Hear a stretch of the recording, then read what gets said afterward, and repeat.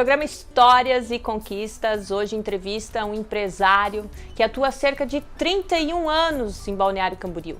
E ele também é economista formado pela Universidade do Vale do Itajaí. Veio compartilhar sua história, os seus momentos de superação, seus desafios profissionais. Não perca, nosso programa está começando, fique com a gente. Está aqui conosco hoje conversando o empresário Fernando Baumann. Fernando, seja muito bem-vindo ao nosso programa. Obrigado, Larissa. Obrigado pelo convite. Fernando, como é que você é formado então em economia? Sim. Pela Univale. Você sempre quis fazer economia? Não, minha história é meio interessante. Eu, em verdade, comecei fazendo matemática, fiz 1 ano de matemática em Joinville, cansei de matemática, aí fiz 2 anos e meio de direito na Univale, e entendi que eu não era para esse segmento também e acabei me encontrando na economia. É muito comum isso aqui.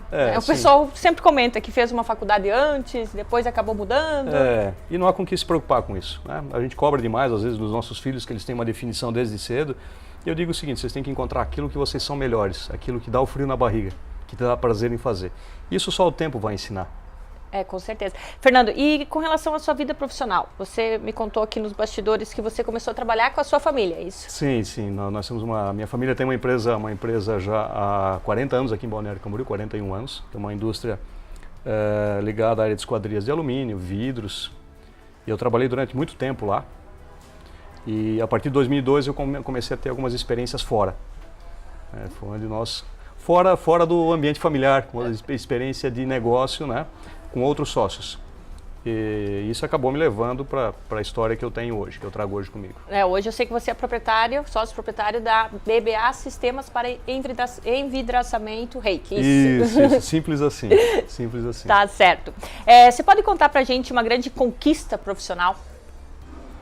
Olha só, eu penso que as grandes conquistas elas são feitas de pequenos fatos. Nenhuma grande conquista ela se dá por si só. Ela é consequência de uma série de atos feitos ao longo do tempo. E eu não tenho dúvida nenhuma de que nós temos conseguido a concessão da marca Reiki para o sul do Brasil. Foi onde, quando nós fundamos a nossa empresa, que é a BBA, foi uma grande conquista. Mas ela é o final de um processo onde várias outras coisas menores aconteceram antes disso. Pode contar um pouquinho pra gente esse processo? Eu sempre comento com as pessoas, eu durante 17 anos fui a feiras em São Paulo, FECOM e outras feiras ligadas ao ramo de construção civil. Jamais encontrei algo que tenha efetivamente mudado a nossa história, por 17 anos. Eu poderia ter desistido, porque em 17 anos eu não conseguia achar nada. E no 17º ano em que eu fui, eu encontrei a Reiki e onde ela mudou a nossa história. Inclusive era um ano que eu não ia mais. Porque eu disse, não adianta eu ir porque eu sempre vou e não trago nada. Então persistência, determinação, vontade, isso é que vai fazendo com que... Não existe sorte. Eu não acredito em sorte. Eu acredito nas consequências daquilo que você faz. Então, se eu faço para conquistar, eu vou conquistar. E teve algum momento de superação na sua vida profissional? Vários. Eu entendo que aqui no nosso país, onde você tem uma legislação fiscal difícil, confusa, uma legislação trabalhista da mesma forma, você ser empresário, você abrir o seu negócio todo dia, ele é um grande desafio, né?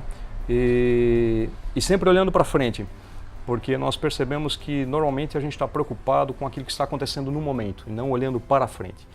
E a gente sempre procurou construir então a nossa história olhando para o futuro. É assim que nós entendemos que conseguimos ir superando os nossos desafios no dia a dia, nessa construção, degrau a degrau, sem grandes saltos, né? Eu sempre fico muito preocupado quando há um salto muito grande.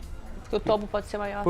O tombo pode ser grande, é você crescer sem musculatura. Então você crescer paulatinamente, com consistência, olhando para o futuro, lógico, realizando no presente, mas olhando para o futuro, onde eu quero chegar.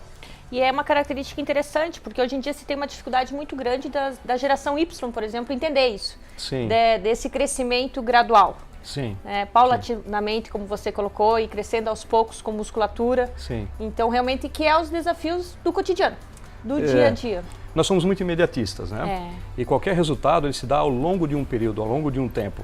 Lógico, existem casos de grande sucesso em curto prazo. Mas eu penso que são casos muito pontuais, eles não devem servir como referência nem positiva e nem como frustração para mim por eu não conseguir. As conquistas elas são feitas gradualmente. É ao longo do tempo em que a gente consegue adquirir a experiência necessária, o capital necessário, o entendimento necessário com relação ao mercado para poder se posicionar adequadamente. Que característica que você, né, Fernando Baumann, teve que desenvolver no decorrer desses anos, que você acredita que você desenvolveu, que você cresceu? Né? Como é que era o Fernando há 31 anos atrás como empresário, quando começou, né, e hoje é bem diferente. É claro, todo mundo cresce. Sim, sim. Qual que foi a característica que você percebeu que você cresceu? Por que você faz perguntas tão difíceis? Esse é o objetivo do programa. É desconcertante, mas não tenha dúvida de que quando você constrói uma empresa, você precisa de pessoas. Né? Você não constrói um negócio sozinho. Eu acredito que o meu maior aprendizado, e ele é muito forte, é com relação à minha intransigência. Eu sempre fui uma pessoa muito intransigente. Sério? Por educação, por formação, por forma de ser, eu sempre entendi que a minha verdade era absoluta. E bati muito na cabeça por conta disso. Até que, com o passar do tempo, com as experiências e com o dia a dia, eu consegui perceber que a minha verdade é apenas uma, entre tantas outras possibilidades. E eu falo isso porque, como eu trabalho com pessoas e preciso das pessoas para construir o nosso negócio, quando eu insisto somente na minha verdade, eu deixo de ter oportunidades diferentes, observando a oportunidade que os outros nos trazem, com as suas ideias, com as suas visões. E tive uma grande transformação quando, em 2004, tive pela primeira vez um sócio que era exatamente o oposto de mim. E até então eu sempre entendi que as pessoas para trabalharem comigo tinham que pensar igual a mim. Que desafio. E exatamente, eu consegui entender que quando as pessoas são diferentes de mim, eu ganho muito mais do que ensino, porque elas me mostram que existe outro caminho. Então devo muito a essa pessoa, né, que em 2004 resolveu ser, nós nos fomos sócios, e esse entendimento de que eu sou uma pessoa naturalmente intransigente me fez melhorar, me fez mudar. Amadurecer. Há um longo caminho ainda a ser percorrido, né? Porque as coisas não estão prontas. Mas eu acho que o fato de eu entender e reconhecer isso já me coloca numa situação um pouco melhor. Eu até brinco com o meu pessoal hoje. Eu digo para eles o seguinte: acredite, eu já fui pior. Que bom, hoje então temos um Fernando mais bonzinho. Menos difícil. Menos difícil. É uma pessoa especial, Fernando. Uma pessoa para mim especial? No meu ambiente familiar, no meu ambiente profissional? Pode ser? Esse meu primeiro sócio, né, o Altair, foi uma pessoa que me trouxe uma experiência diferente. E com certeza ele foi muito especial e ele colaborou bastante comigo nessa mudança de postura e tudo mais. Mas eu aprendo muito com as pessoas mais humildes que trabalham conosco, porque normalmente elas também nos trazem as melhores lições. Aquela pessoa que trabalha na fábrica, a pessoa que trabalha, às vezes a pessoa de uma função não tão importante, essas pessoas elas trazem experiências e trazem vivências que são extremamente enriquecedoras para o dia a dia do nosso negócio. Você tem algum exemplo? Tenho um exemplo bastante crítico, assim, bastante sério, inclusive. Para contar para nós? Não, porque ele foi muito forte, né? Eu não posso contar, ele foi muito forte. Uhum.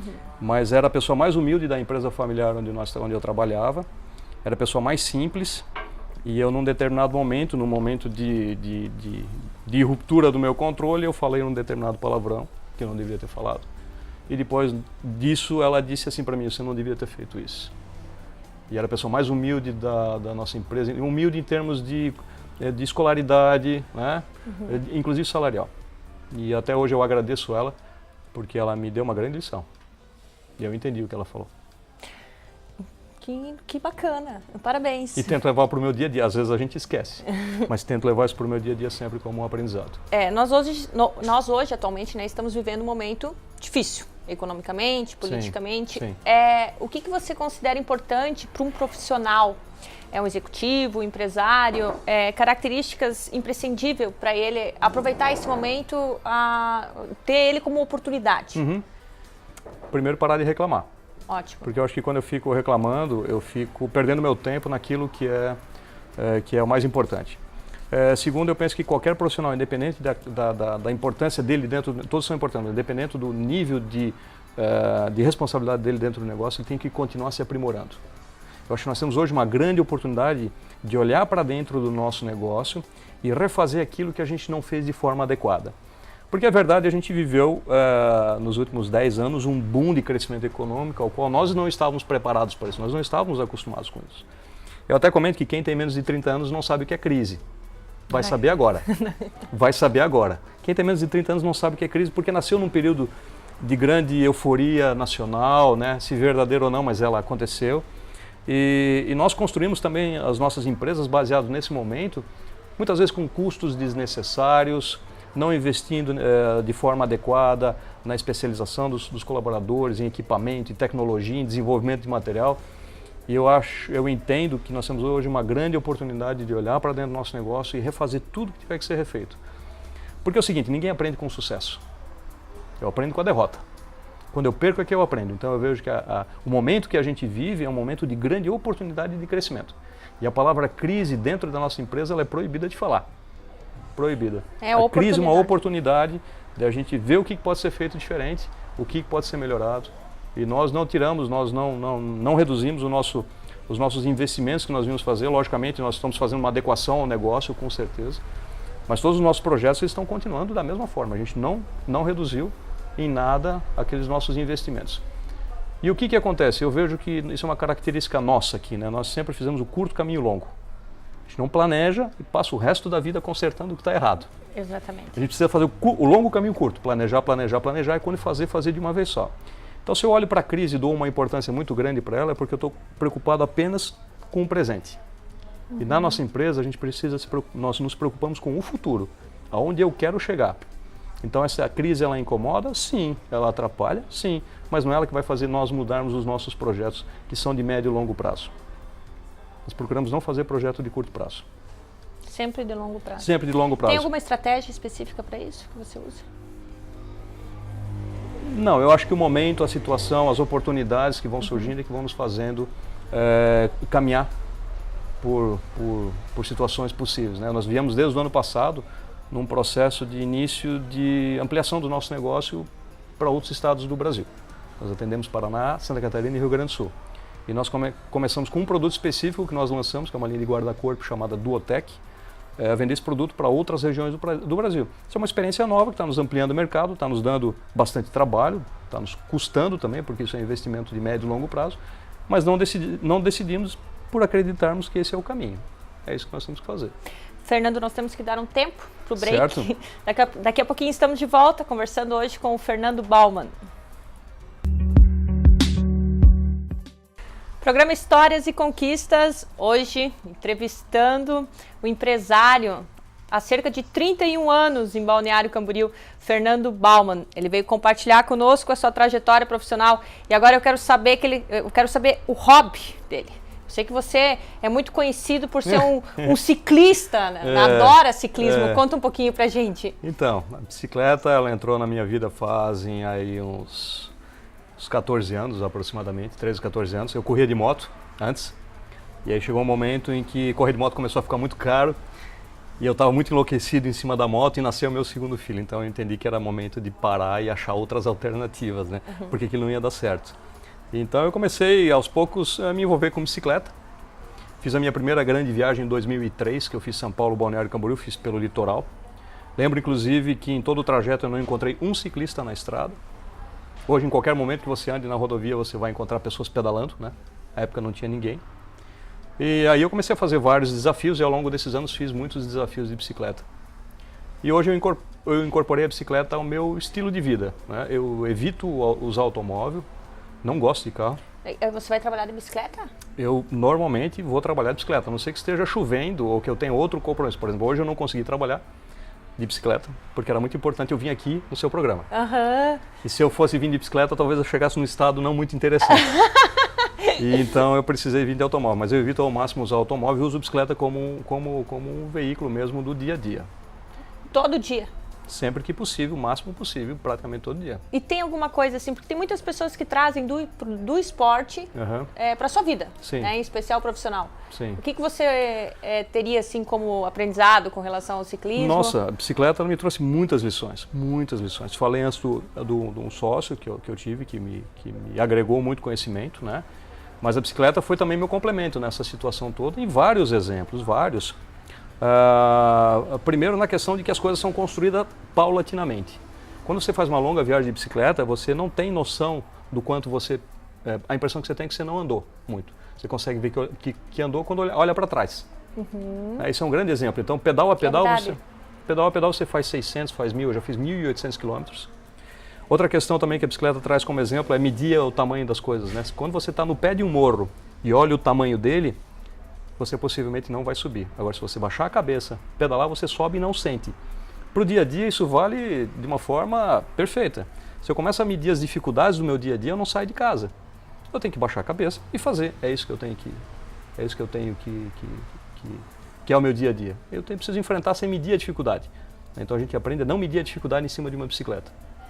E outra questão também para mim interessante, né? Se eu fosse um objeto, eu seria uma bicicleta. Pelo seguinte, porque o que mantém a bicicleta de pé? É a força centrífuga. A força, isso é explicado pela física, que vem do centro do eixo para fora. Então a força centrífuga é que mantém a bicicleta de pé, dada uma velocidade. Então eu sou esse objeto. A força que eu tenho vem de dentro de mim. Claro. Né? E ela é que me mantém de pé. E eu preciso cultivá-la todo dia. Como? Andando. Se eu deixar a minha bicicleta, se eu parar a bicicleta, ela cai. Ela precisa estar em movimento, para que essa força centrífuga tenha validade. Então eu, Fernando, preciso estar em movimento para que minha força interior venha à tona. Se eu ficar parado, a força não vem. Adorei, muito. Fernando, me conta uma coisa. É um exemplo simples, mas de que você aprende no dia e principalmente a questão de vir de dentro. Vem de dentro. Porque às vezes as pessoas querem motivação de fora. Sim. E não, essa motivação está dentro de nós. E quando ela vem de dentro, ela se torna imbatível. Única e exclusivamente de dentro. Ela não vem de outro, ela vem de você. Fernando, qual que é o maior desafio hoje da sua vida profissional? Maior desafio? Boa pergunta. Qual que é o meu maior desafio? Sabe que eu não meço dessa forma? Porque eu sempre me coloco desafios maiores, né? Eu sou insaciável com relação a desafios. Eu sempre gosto de colocar, quando eu atinjo um determinado nível de exigência, eu quero um nível maior. Hoje, nosso maior desafio é transformar a nossa empresa numa empresa de atuação nacional.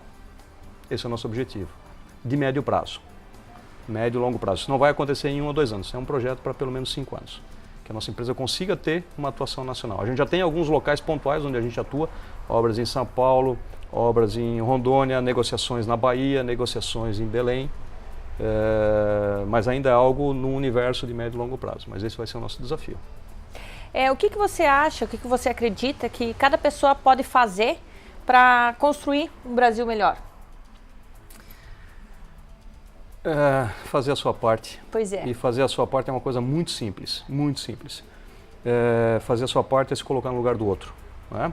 E eu, quando ando de bicicleta, eu percebo muito o quanto nós vivemos uma sociedade individualista, né? Na qual eu tenho olhos que olham para fora, que com muita facilidade conseguem criticar o que os outros fazem de errado, mas que não tem a capacidade de olhar para dentro, olhar para si mesmo e ver o que você está fazendo errado. Vou te dar um exemplo muito simples. Eu me incomodo quando o carro está estacionado de forma errada.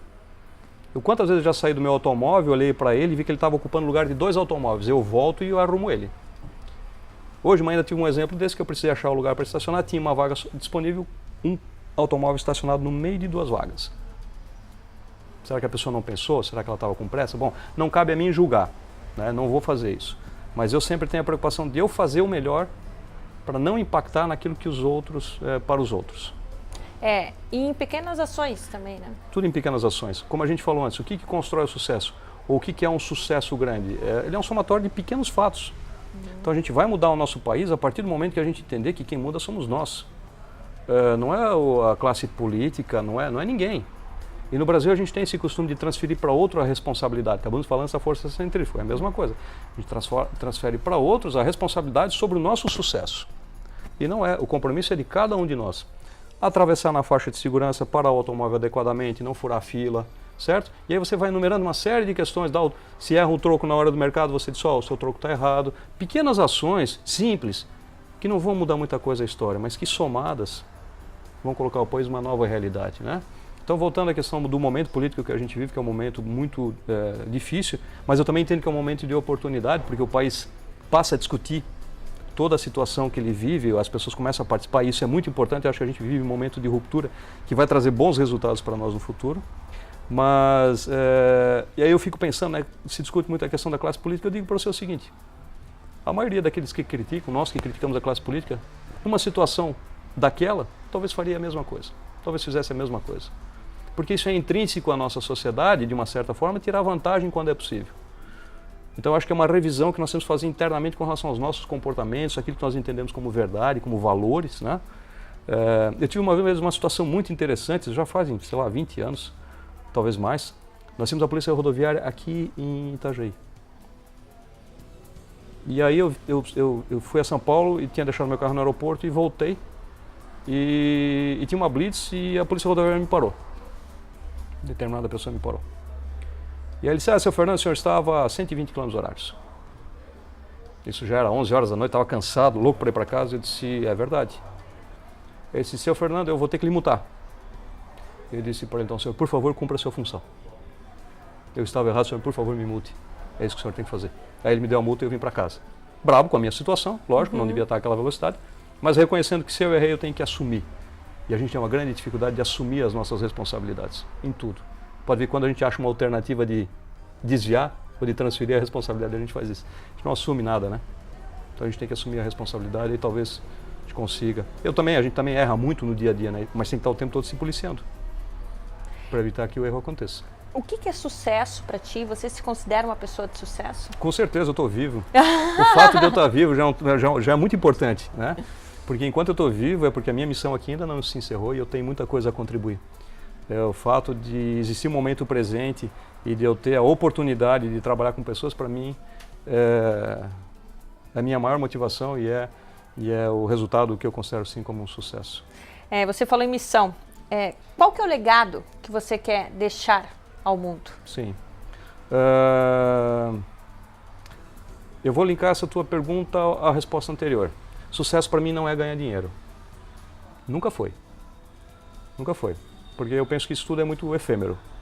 Inclusive, quando eu comecei a andar de bicicleta, usar a bicicleta no dia a dia, normal, aqui em Balneário Camboriú, muitos me perguntavam se eu estava com algum problema, né, porque eu estava usando bicicleta. Não, eu uso bicicleta por opção, porque eu quero usar a bicicleta como uma opção. E eu gosto muito de, não vou chamar a palavra provocar, que eu acho que ela é um pouco, mas eu penso que eu gosto de provocar as pessoas para que elas cresçam. Eu gosto de trabalhar com pessoas que queiram crescer, independente do grau de conhecimento delas ou da expectativa que elas tenham. Eu acho que esse é o legado que eu consigo deixar como empresário. Fazer com que as pessoas que estão à minha volta entendam que elas têm capacidade sim, e que é possível sim crescer e se desenvolver. Eu tenho exemplos de pessoas que entraram numa função muito básica dentro do negócio e que assumiram posições extremamente importantes dentro da empresa, porque para mim o meu legado é dar essa oportunidade, é oportunizar para que outras pessoas se descubram, cresçam. Eu me vejo mais ou menos com um machado na mão abrindo caminho no meio de um matagal e as pessoas vindo atrás de mim. Por exemplo, que dica que você daria hoje para um profissional que está começando a sua empresa ou está começando a sua vida como executivo? Uhum. Qual seria a dica que você daria para ele?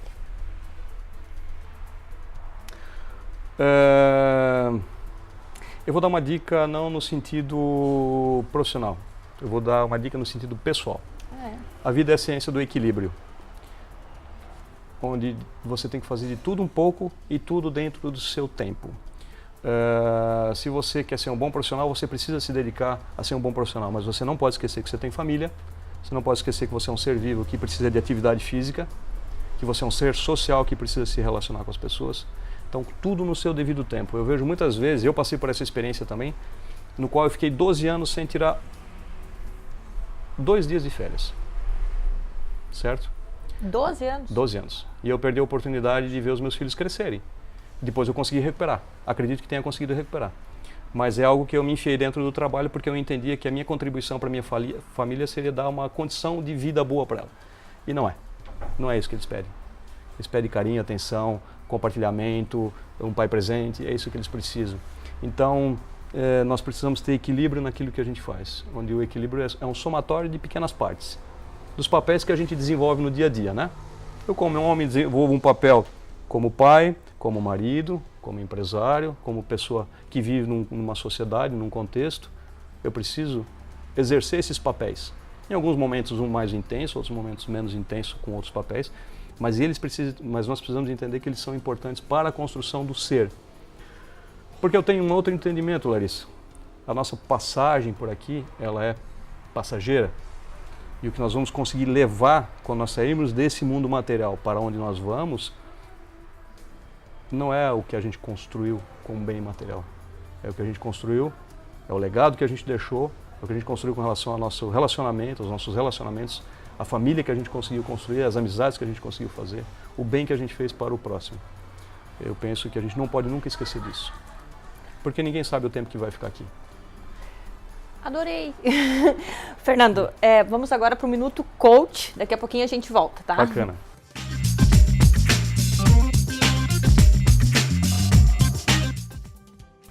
Pessoal, a dica do Minuto Coaching hoje está relacionada a uma ferramenta que se chama Skillet Helper Model. Ela é uma ferramenta que te ajuda a perceber o momento atual, avaliar as alternativas que você tem para chegar no teu cenário preferido. Bom, primeira coisa, como é que você faz isso? Aqui tá, né? Cenário atual é a história. É você se perguntar o que está acontecendo. Pessoal, é muito importante que você anote essas perguntas. Por quê? Porque as pessoas que anotam anotam as respostas, anotam as suas metas, anotam os seus objetivos, elas têm uma clareza muito maior e tem uma estatística que fala que elas têm capacidade de alcançar 4 vezes mais objetivos do que aquelas que não anotam. Então, primeira coisa, você se pergunta o que está acontecendo. Essa pergunta é importante para expandir, para você ter uma ideia geral daquilo que está havendo. Depois, você vai fazer uma pergunta de desafio, que está relacionada ao que realmente está acontecendo. Por quê? Porque a tendência é que a gente perca a chave, que você vai ver que você vai ter, o que está realmente acontecendo, você vai realmente se deparar em qual é que é a tua dificuldade, qual é que é a habilidade que você tem que desenvolver para alcançar o seu objetivo. E depois tem a pergunta de trazer controle. Por que isso? Porque, até como o Fernando colocou, a gente às vezes joga a responsabilidade nos outros. A tendência é que nós não podemos mudar o comportamento das outras pessoas, nós não temos esse controle dos outros. Nós temos controle sobre nós mesmos e o que eu posso fazer diante da realidade externa que eu tenho. Então essa é uma pergunta para fazer controle. Primeiro, o que realmente é importante para mim? Depois, nós vamos para o cenário preferido, então nós vamos falar de possibilidades. O que você gostaria de ter nesse lugar? Aí você escreve lá qual é que seria as coisas que você gostaria de obter com relação a isso que você está vivendo. E aí a mudança de agenda, que é qual exatamente a sua meta. Ou seja, define uma meta para você, coloca lá o tempo, coloca lá, especifique essa meta, torne ela mensurável. Então, quanto mais detalhes você trouxer, melhor. É importante que você se pergunte o quanto que você está comprometido com isso. Por quê? Porque a tendência é que nós escrevemos, mas quando se tem que realmente fazer essas ações diárias para gerar outros resultados, o que acontece? Nós não conseguimos fazer. Então isso aí é uma falta de comprometimento conosco mesmo com relação aos nossos objetivos, com aquilo que a gente quer. Então eu estou o quê? 90% comprometido? Estou 100% comprometido? O caminho que eu tenho que percorrer. Primeiro, vamos falar de estratégias possíveis. Então, quantas formas diferentes existem para eu fazer isso? Muitas vezes nós somos muito cegos e poucos flexíveis com relação às formas que nós temos para fazer determinada coisa. Às vezes tu acha que não, tem que ser feito dessa forma. E não, existem outros caminhos. E muitas vezes você desiste daquilo que você quer porque você não consegue fazer da forma como você quer. Então as pessoas são muito mais inflexíveis com relação à estratégia do que com o objetivo. Aí acabam mudando o objetivo, desistindo. Por quê? Porque tem que fazer diferente. Então começa a considerar outras possibilidades para você alcançar e realizar essa meta. E o que vai funcionar melhor para você nesse momento? Quais que são os recursos disponíveis que você tem? E por fim, qual que é o próximo passo? Ou seja, o que você pode fazer agora, nesse exato momento, para começar a mudar e alcançar essa meta? Essa é a dica que eu tenho para vocês.